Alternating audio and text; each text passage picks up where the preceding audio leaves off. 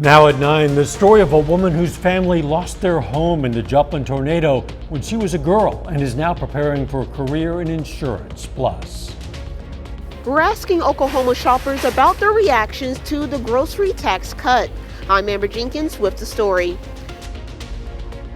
The Supreme Court stepping in to rule on one of Trump's criminal cases, potentially pushing the trial off until after the November election.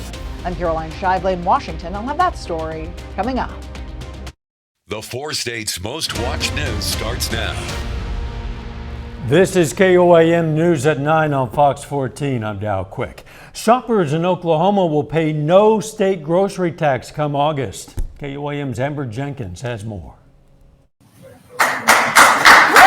Oklahoma Governor Kevin Stitt signed a bill that will eliminate the state's portion of the grocery tax. The state's tax rate will decrease from 4.5% to 0%. The new tax cut would affect food that is taken home and prepared food. However, on-site meals don't qualify. This comes after a 5-year bipartisan effort to make groceries more affordable. Here at Hertz Food in Miami, Oklahoma, we're asking shoppers about their reactions to the grocery tax cut. Oh, it's great. I love it. It's not going to save me anything, but I think it's going to save my peers that work really hard. So nice. I feel like it's going to be helpful for some people. Well, it probably would, yeah. What do you think? Some other shoppers are concerned about the potential repercussions from this cut. The cut will reduce the state's revenue by $418 million a year. I'd like to see the money that's taken away from the grocery tax. Where is it going to be replaced? How will it be reimbursed? It just depends on how they're going to try to get more money out of me some other way. That's kind of what I'm thinking. One way or another, they're going to get it. So I kind of got to read more about it. But for those who are on fixed incomes, every little bit counts. Right, especially if you're getting older and living alone and things. Fixed income. I think this is a good decision because people who aren't on fixed incomes don't watch their pennies as closely as those of us who do. Right. Reporting in Miami, Amber Jenkins, KOAM News. That cut's going to be effective in late August, 90 days after the legislative session ends. The city of Miami is now searching for a new city manager.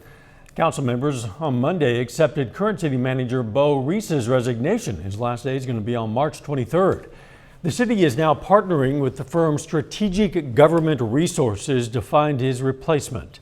That nationwide search is going to cost the city nearly $28,000. A lot colder today than it was yesterday. Chief Meteorologist Doug Heddy. Yeah, much colder. Our high temperature today was 42 degrees below what we saw yesterday. 41 for a high. We dropped down to 21 degrees, so that means we dropped about 63 degrees last night, which is crazy. Average high is 54 degrees. It is cold. 28 Stockton, 32 Neosho, 31 in Welch. Iola is sitting at 29 degrees. At least the winds have calmed down, so they're going to be fairly light as we go through the overnight hours for us tonight, but they will start to pick back up a bit for us tomorrow. All right, some clouds, mainly in our southern counties, so let's call it partly cloudy skies tonight. Here's our next little wave, which will start to affect us by the time we head into tomorrow night. At least tonight, pretty calm. It's going to be cold. We drop back into the upper 20s. Temperatures will start to warm back up. We're going to look at that here in a bit. See you soon. Jasper County is among the most vulnerable in a study that highlights the risk of destruction from a tornado. The county ranked 48th among 950 counties for risk of damage or loss of life. KOAM's Fernanda Silva has more. We still remember the sounds and like the train sound that everyone talks about. That was very real during the tornado. It was a very high-pitched screeching sound during the tornado. So when everything went quiet, all the electricity was out and the TV went off and we couldn't hear the radio, we heard some screeching sounds. Elizabeth Smith's family is one of many who lost their homes on May 22, 2011. Even though she was just a kid, the experience changed her forever in many ways. I think that we look at things differently. Looking at things differently even made Smith choose her profession. Makes me more wanting to get out there more and tell people more about how they need to protect their homes and their autos and their business because of the impact that a tornado or any kind of weather damage can do to them. Especially in an area with high tornado risk, according to a recent study. The 2024 Most Vulnerable Counties for Tornado Damage study was conducted by Roof Genome,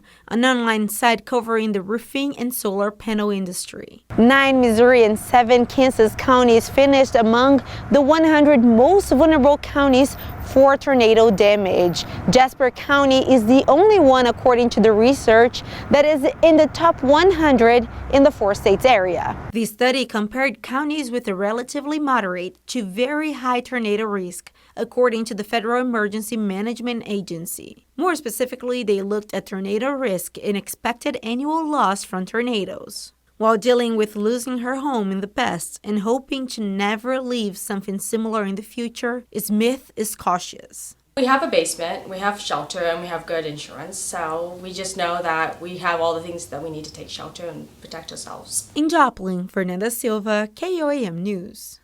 To learn where the other counties in the 4 states are ranked in the 2024 Most Vulnerable Counties for Tornado Damage list, go to our website, koamnewsnow.com. Missouri opened the start of the candidate filing period today in Jefferson City. Total of 435 candidates filed for various offices to get their name on the ballot for August 6th primary election. Candidates for U.S. and state offices, along with some judges, are required to file in person with the Secretary of State's office in Jeff City. Candidate filing will continue until the March 26th deadline.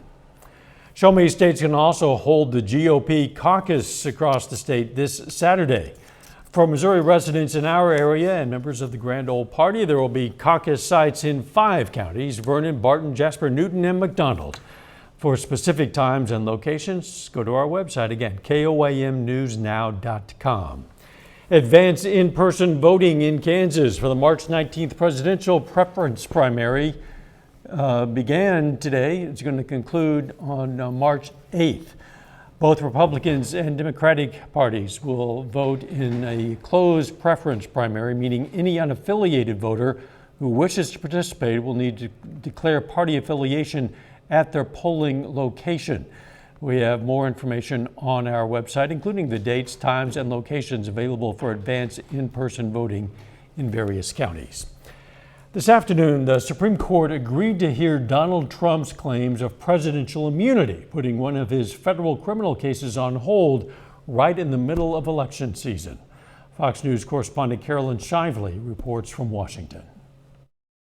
Former President Trump scored a legal win Wednesday, at least a temporary one, stalling the election subversion case against him. The Supreme Court agreed to take up Mr. Trump's claims he can't be prosecuted for allegedly trying to overturn the 2020 election because of presidential immunity.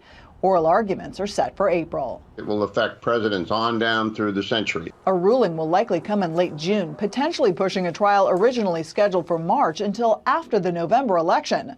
Timing-wise, that's exactly what Trump lawyers had been hoping for. The real victory here for Trump, it deals with the calendar.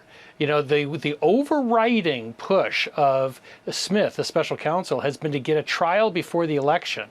He's running out of runway. Just after the announcement, Trump posted that without immunity, a president could be paralyzed by the prospect of wrongful prosecution and retaliation. He spoke about it earlier this month. You cannot allow a president to be out there without immunity. They don't have immunity, you don't have a presidency. Also breaking Wednesday, a state judge banned Trump from appearing on the presidential primary ballot in Illinois for his role in the January 6th riots. But that ruling is delayed from taking effect until the Supreme Court makes a decision in a similar case coming out of Colorado. In Washington, Caroline Shively, Fox News. Big shakeup on Capitol Hill today as Senate Minority Leader Mitch McConnell announced he's going to step down as the Republican leader of the Senate, although he does plan to finish out his Senate term. McConnell, who turned 82 last week, is the longest-serving Senate leader in history. He held the position within the GOP for almost 2 decades. His Senate term ends in January of 2027. Coming up, concerns over toxic particles. Love them or hate them, new research is shedding more light on the potential health risk associated with gas stoves. I'm Marianne Rafferty. Details coming up.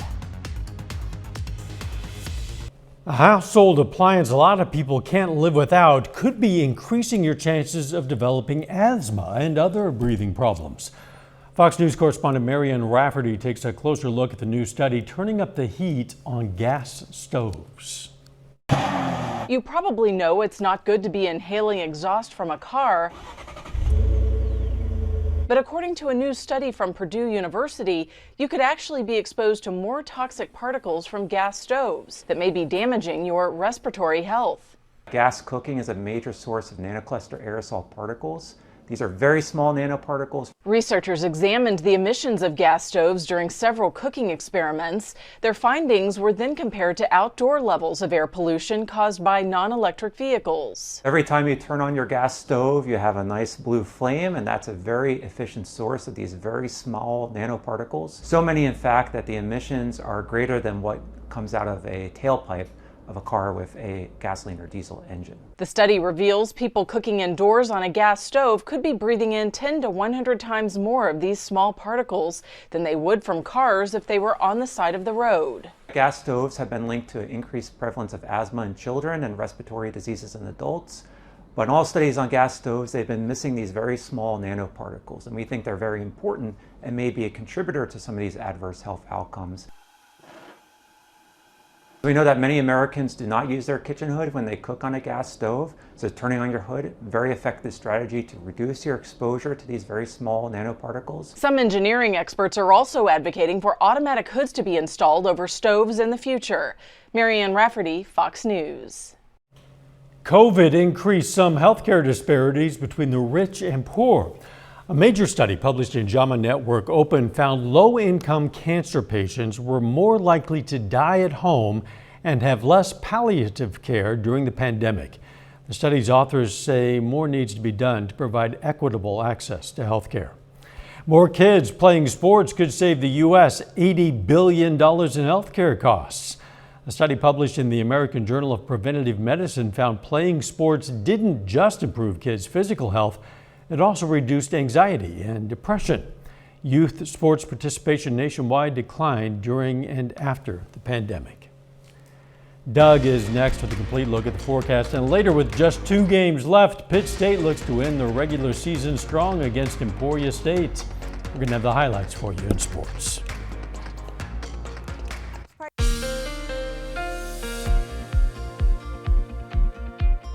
Well, of course, much colder day outside for us today, but we are pretty close to wrapping up the month of February, which is actually going to be one of the warmer ones on record. Look at all the red days, all the days above average. 22 so far. We've had 6 below, and today was actually the 6th after we saw that strong cold front that rolled through last night.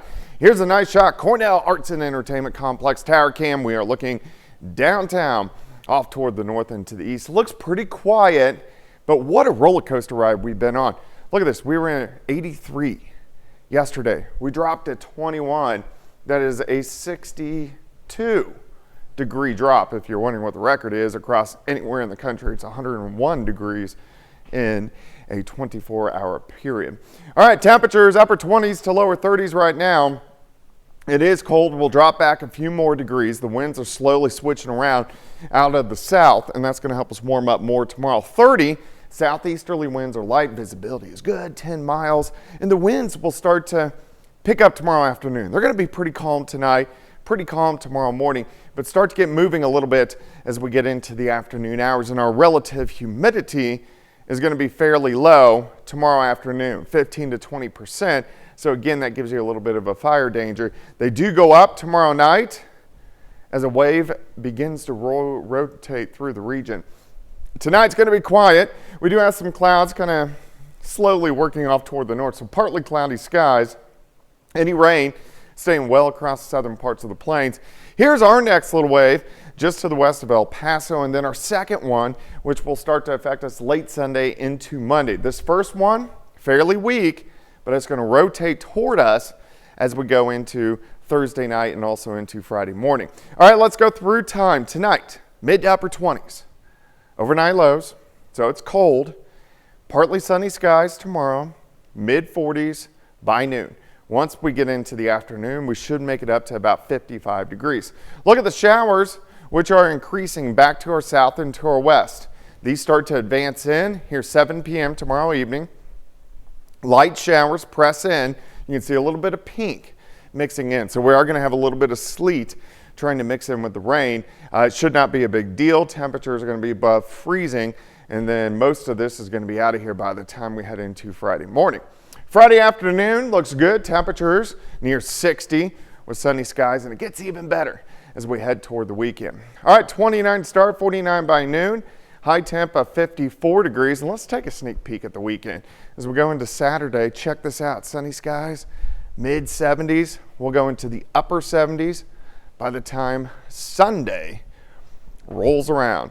All right, 54 tomorrow, 60 on Friday, 76 Saturday, 78 on Sunday. This is going to be the second weekend in a row. Remind you, I guess this weekend will be the first weekend of March, but back-to-back weekends, we're going to be at least 70 degrees both days. Great weekends to get outside. Yeah. Last one was, next one will be as well. Not bad. Thanks, Doug. Coming up, it's a battle of the business minds in Pittsburgh as Pitt State hosts a youth initiative. Young entrepreneurs from across southeast Kansas took part in a business competition today in Pittsburgh. The Youth Initiative event, hosted by the Economic Development and Community Engagement Division of Pitt State, focused on such areas as business presentation and a trade show competition. For event officials, providing competitors with business skills is something they can use in their very near future. I think it's beneficial for them to learn a little bit about just business in general. Regardless of what type of job you go into, it's always nice to have some business background, even in your own personal finances. So I would say having a little bit of entrepreneurship and being able to put this competition on is super beneficial for these kids. Members of the public could drop by the event and judge the trade show. Uncle Sam has a new weapon designed to catch bad guys trying to steal from taxpayers. The crackdown is powered by artificial intelligence. It looks for unusual transaction patterns to stop check fraud. U.S. Treasury Department officials say they've recovered $375 million in fiscal year 2023 alone. They say the focus on AI has led to multiple active cases and arrests. Their goal is to alert banks before fraudulent checks are ever cashed. Move over Apple Watches and Fitbits. There's something new in wearable technology. Motorola's new smartphone comes with quite the twist. The company showcased its bendable smartphone at the Mobile World Congress in Barcelona this week. It looks like a regular smartphone, but it can be placed on a person's wrist as a bracelet to free up an extra hand. If your hands are full, usually when you go for shopping, for example, you are trying to look at your shopping cart list and then you are trying to grab stuff from the store and then put it in your shopping cart, and you are fumbling with the device and you may drop it.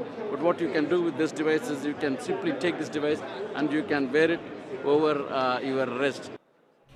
Phone can also be adjusted into a self-standing position. At the same event, Samsung showed off its smart ring that constantly monitors the wearer's vital signs and offers health advice to improve the person's well-being.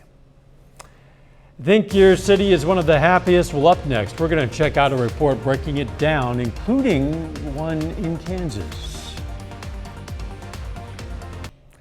A recent report by personal finance company Wallet Hub revealed that California is one of the happiest places to live in the country, but so is a city in Kansas. Analysts surveyed people from nearly 200 of the largest cities in the U.S., taking into consideration factors like job satisfaction, what there is to do in the cities, and even their depression rates. Topping this list is Fremont, California, Overland Park in Kansas, San Jose, California, Madison, Wisconsin, and Irvine, California. 30 more minutes of news, weather, and sports coming your way. The school district in Arma, Kansas announces it's moving to a 4-day week. Plus, the Downtown Joplin Alliance hosts an event to get people volunteering. You're watching the 4 States Most Watched News. This is KOAM News at 9 on Fox 14. I'm Dow Quick. The Arma, Kansas School District will move to a 4-day week next school year. KOAM's Anthony Saviello spoke with students, administrators, and staff to get their take on how this is going to impact the district. I think we can all agree that an extra day added to your weekend sounds nice. And for USD 246 School District, that is about to become reality. The number one reason why we're looking into it is the teacher recruitment and retention factor.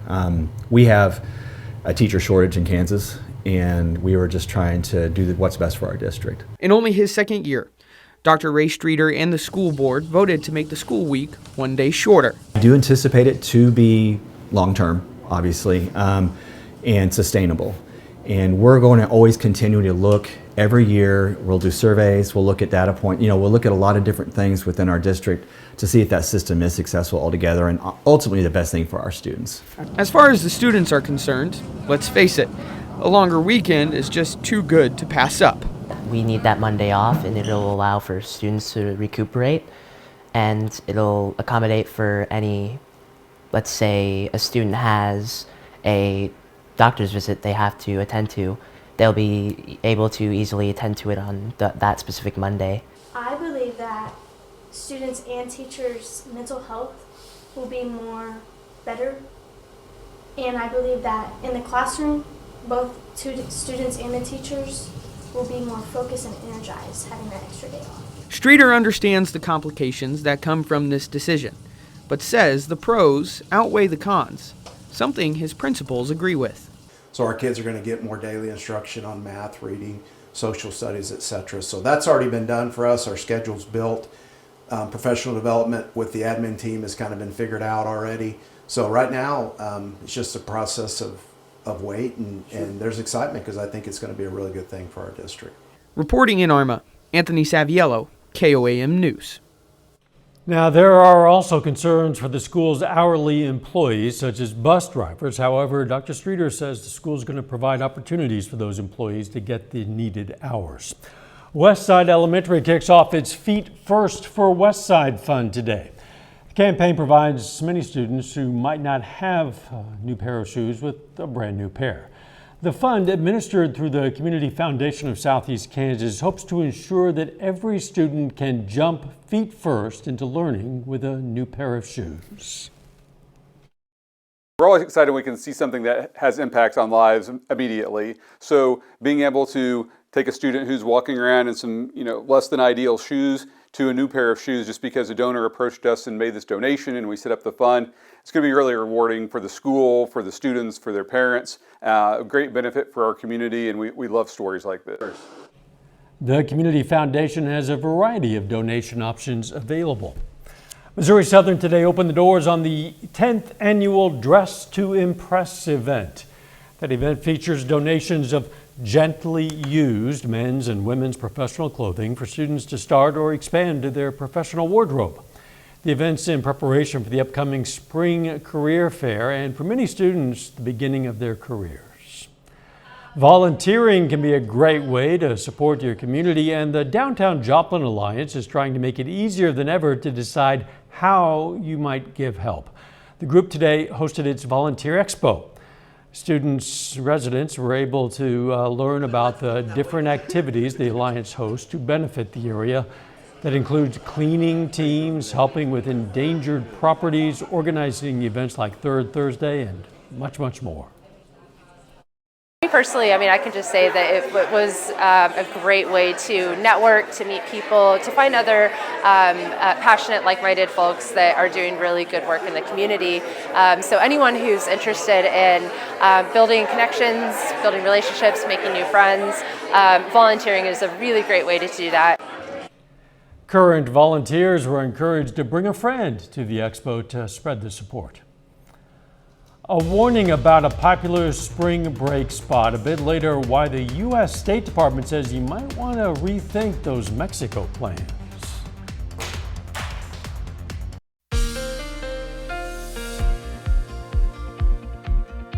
Well, of course, much colder day for us today. Temperatures struggling to warm up, mid-80s yesterday, about 40 for us today. Huge drop across the region last night. Looks good right now. It's just cold. Cornell Arts and Entertainment Complex, Terracam, of course. Downtown Joplin looking off toward the north and to the east. Check out this drop. We were in the lower 80s. Well, look at this. I mean, we went from 78 to 56 to 47, 36, all the way down to 21 early this morning. It's pretty cold, mid to upper 20s to near 30. We're going to kind of hang out mid to upper 20s for us tonight. Sitting at 30, and dew point's way down there, so that's going to allow that temperature to continue to drop, and the winds have really died down. They're going to start to pick up a bit as we get into tomorrow afternoon, but until then, we look pretty good. It's not going to be very windy, but still a little bit of a fire danger with the winds and the humidity dropping 15 to 20% by the time we get into tomorrow afternoon. They'll come up a bit by the time we head into tomorrow night. All right, some clouds, mainly the southern half of the region. Nothing underneath the clouds. Partly to mostly cloudy skies tonight. A lot of clouds for us tomorrow. We're watching two systems. This one will affect us late Sunday into Monday. This guy, he will start to affect us tomorrow night. It's a weak wave, but he's going to spin northeast right toward us. You can see it just west of El Paso. Tracks in tomorrow night into Friday morning. Exits, leaves us great weather heading into the weekend, warming up. Storm system rips out northern parts of the plains late Sunday into Monday, keeps most of the moisture to the north. And then we watch Wednesday into Thursday.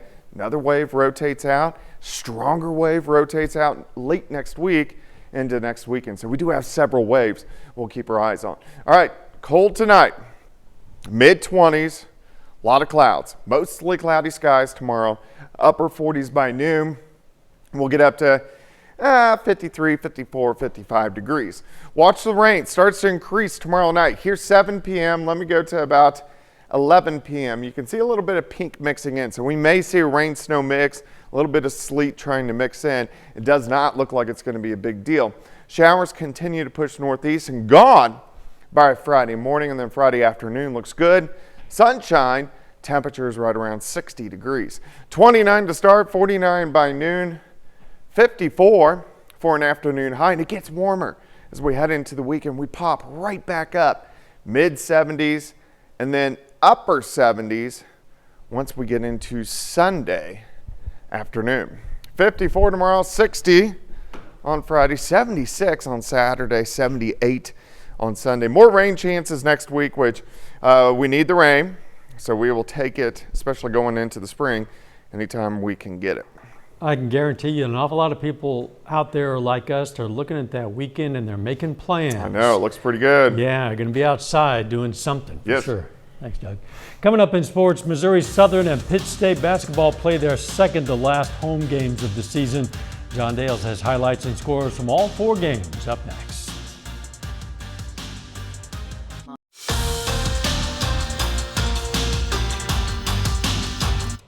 Pittsburgh State and Missouri Southern basketball are just a week away from the 2024 MIAA tournament. The Lions and Gorillas play their penultimate home games of the season tonight. Now we start with Pitt State women's basketball. The Gorillas beat Emporia State 72-56. Jenna Shipley leads the way for PSU. She scores a career high 21 points on 9 of 11 shooting. Gorillas back at it for senior day on Saturday against 19th ranked Missouri Western. Pitt State men's basketball at home against Emporia State, trying to stay tied for third in the MIAA. Early in the first half, Jeremy Shaw glides to the bucket and scores the right-handed layup. He'd finish the night with 16 points. A little bit later, RJ Forney finds Marquis English for a pick-and-pop three. That's good. Gorillas on top by 5, but Emporia State beat PSU in the first matchup and would not go away all night. Cale McGee attacks the right alley, scores off the glass, cuts the lead to 2. Next possession, McGee again. This time he ties the game. Now late in the first half, Max Alexander finds Tanner Manns open from the corner. He drills the 3 and Pitt State stretches its lead back to 6. This one would stay close for the whole game, but the Gorillas pull it out at home. They win 79-76 for their third victory in a row. Missouri Southern women's basketball at home. The Lions host Washburn.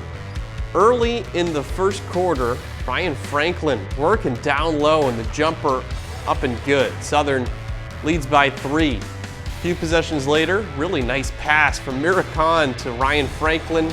easy bucket. She scores 18 tonight for the Lions. Second quarter now, Chrislyn Jones finds herself all alone in transition. She knocks down to 3. We go ahead to the closing seconds of the first half. Washburn tries to beat the buzzer, but Caitlin Honeycutt there to deny it. Gets the huge block. Southern up by 13 at the break. Opening play of the second half, Honeycutt shows her offensive skills now. She drains the 3, Southern up by 16. Later in the second half now, Chrislyn Jones, she'd continue to get open, and she buries another 3. She leads the Lions with 19 points tonight. Missouri Southern bounces back after a loss. Lions get their 20th win of the season, 66-51. Then Missouri Southern men's basketball at home to face Washburn. Early on in this one, Darius Dawson gets a really tough shot to go on the inside. Gives the Lions the early lead. Washburn not afraid to shoot the ball tonight though. Sam Ungashik buries the 3-pointer.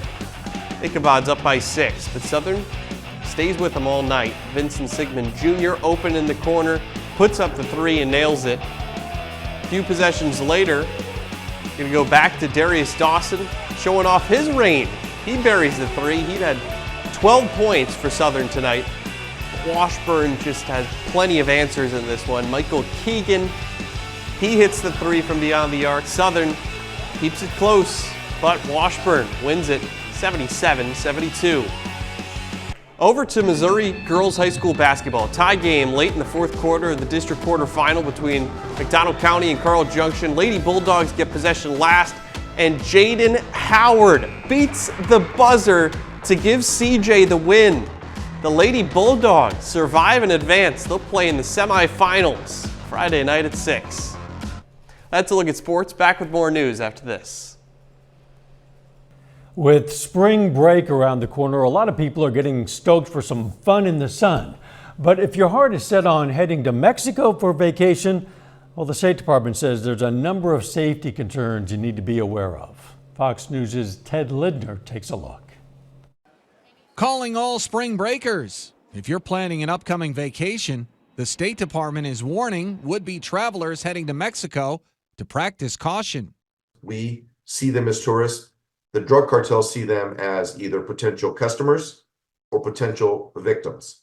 Officials advising Americans to be vigilant of their surroundings, citing the dangers of crime, drugs, sexual assault, and more. This is something that's happening throughout Mexico right now, and it's all because of the drug trafficking. The drug traffickers are fighting each other over territory. Got all these TikTok influencers that are putting themselves on TikTok, showing how much fun they're having in Tulum and Cancun and all these areas down there. And that's helping to fuel interest among people who have never traveled there before. That caught the attention of the drug dealers and the drug traffickers. Multiple cartels have people in place selling drugs to the tourists. The State Department recommends spring breakers monitor their bank accounts for theft, guard passports, and travel in groups, especially at night.